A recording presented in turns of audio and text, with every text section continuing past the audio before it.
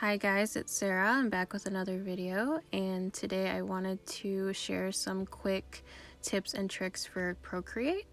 You're going to have multiple layers that you can draw on, so you can hide the layers or you could have them showing. You just click the little checkbox on the right to have them showing or to have them not showing. Procreate will automatically have a white background for you when you start. My first layer I usually use for sketching, and my second layer I use for coloring.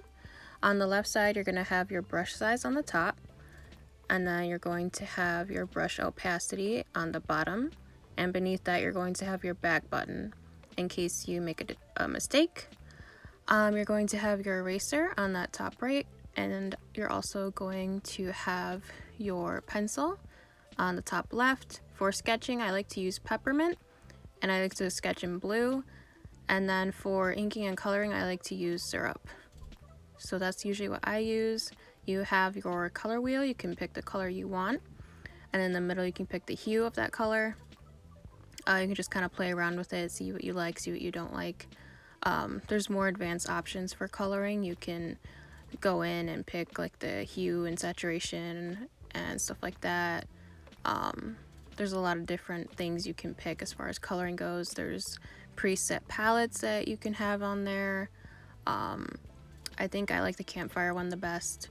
So you can hide your background layers if you don't want that, or you can change the color. It's totally up to you.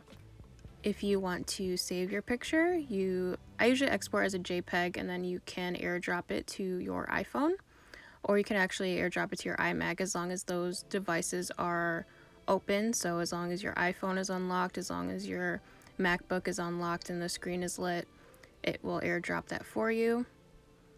You can have obviously multiple drawings in Procreate. You can change the name just by clicking on the name of the item. Normally it just has like untitled artwork as like a default, and you can go and change it after you have done drawing your artwork. So it's pretty simple. There's just a little, things here and there. If you want to save your video, you can go in and click on that little tool icon. You can click on video. You can choose to export the full length or 30 seconds. 30 seconds is really good for Instagram, and same thing, you can just airdrop it to your phone and use it that way. You can also import that into iMovie if you'd like.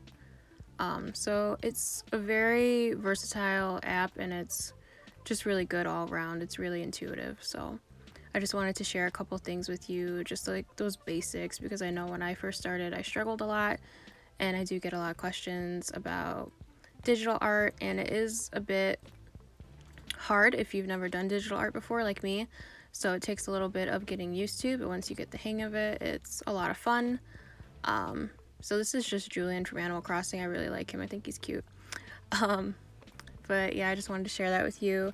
One more thing, if your Apple Pencil is not registering, like it's not picking up what you're drawing, make sure it's charged, make sure you're not on the eraser, and make sure you're not using white, because I've done all three of those things and I felt like a giant dummy every time because it was something very simple and I was getting frustrated. But a lot of times with this, it's not the program, it's user error. So just keep that in mind while you're doing your digital art. And I hope this is helpful. These are just little basics. If you want more in-depth about like coloring or something like that, please let me know.